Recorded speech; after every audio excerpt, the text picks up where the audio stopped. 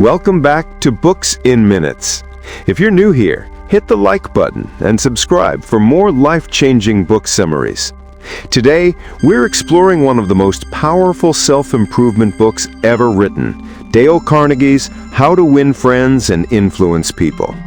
Published in 1936, it has influenced presidents, CEOs, teachers, salespeople, and millions of ordinary readers around the world. And here's the thing, no matter how much the world changes, whether we have smartphones, social media, or AI, people remain the same. They want respect. They want to feel important. And if you understand that, you can build better relationships, earn trust, and lead others naturally. So let's dive into this book, not as a set of rules, but as a guide to human nature. Carnegie starts with a bold truth.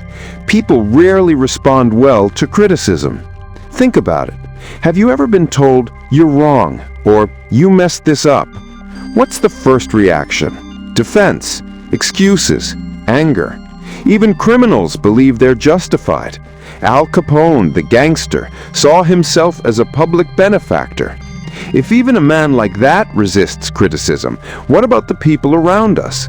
So the first lesson is, don't criticize, condemn, or complain. Instead, try to understand. When you replace blame with empathy, you create an opening for real influence. But understanding isn't enough. Carnegie reminds us, people crave appreciation more than anything else. Genuine appreciation, not empty flattery, has the power to transform people. A simple thank you for the effort you put in can motivate more than money. Why? Because deep inside, everyone wants to feel important. And finally, Carnegie says, if you want to persuade someone, don't talk about what you want, talk about what they want. Imagine a child who doesn't want to study. If the parent shouts, "Do it for me," the child resists. But if the parent says, "Remember, you want to be a pilot one day. Studying math is your ticket there," suddenly the child sees a personal reason. Influence works when you connect with their desires, not yours. Now let's move to friendships. Carnegie gives 6 principles, but let's see how they feel in real life. First, be genuinely interested in others. We all love talking about ourselves. If someone listens with curiosity, we instantly like them. Carnegie tells of a dinner where he hardly spoke, he just listened. At the end, his host said, "You're the most interesting conversationalist I've ever met." Why? Because he asked and listened. Second, smile. It sounds childish, but think about it. The last time someone smiled warmly at you, didn't it make you relax? A smile is universal. It crosses languages, cultures, even species. A dog wins affection not with words, but with its tail wagging and joyful face. Humans are no different. Third, remember names. To us, our own name is the sweetest sound. When someone remembers it, it feels like they value us. Imagine meeting a shopkeeper who greets you by name. It makes you return again and again. Fourth, be a good listener. Not the kind who waits impatiently to speak, but the kind who asks questions and truly hears the answer. That creates a bond stronger than hours of talking. Fifth, speak in terms of the other person's interests. If a friend loves cricket, talk about cricket. If a colleague loves gardening, ask about their plants. You don't have to love it yourself. Just being curious builds connection. And finally, make people feel important and do it sincerely.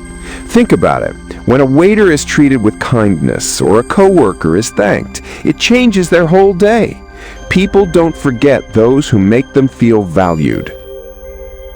Now let's enter persuasion. Carnegie's message is clear. Arguments don't work. How many times have you argued politics or sports? Even if you win the debate logically, the other person walks away more stubborn. That's why Carnegie says the only way to get the best of an argument is to avoid it. Instead, show respect. Never tell someone you're wrong. Instead say, I may be mistaken. Let's look at the facts together. This small shift keeps pride intact. And if you're wrong, admit it quickly and honestly. Most people double down on mistakes, but admitting fault disarms hostility. Imagine you bump into someone. If you immediately say, "Oh, totally my fault, I'm so sorry," the anger fades. Carnegie also teaches start conversations in a friendly way. A smile and warmth at the beginning set the tone. And get people saying yes early. Small agreements build momentum towards bigger ones. But perhaps the most powerful lesson here is let others talk more. People love their own voice. Give them space. Ask questions, and they'll walk away thinking you're a great conversationalist. Another key, let people feel the idea was theirs. If someone feels ownership, they'll fight for it. You can plant a seed, guide them gently, and let them claim it. That's not manipulation, it's smart leadership. Above all, see things from their point of view. Empathy is magnetic. Say, I understand how you feel, and walls crumble. Appeal to nobler motives. Remind people of their values. And when needed, dramatize your idea. Make it vivid. Make it exciting. And finally, challenge people. Humans are competitive by nature. Set a goal. Throw down a friendly challenge and watch them rise. And so, Carnegie's wisdom is simple but eternal. People don't run on logic alone. They run on feelings, pride, appreciation, importance, and respect. If you want friends, influence, and leadership, learn to give those feelings generously. The real lesson is people don't care how much you know until they know how much you care. This book isn't about tricks.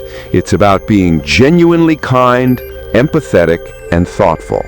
And when you practice these principles, you don't just win friends, you create bonds of loyalty, trust, and love. Thank you for watching Books in Minutes. If you enjoyed this summary of Dale Carnegie's How to Win Friends and Influence People, don't forget to like, share, and subscribe. Now tell me in the comments, which principle will you try first? Smiling more? Listening better? Remembering names? I'd love to hear your thoughts. Until next time, keep reading, keep learning, and keep growing.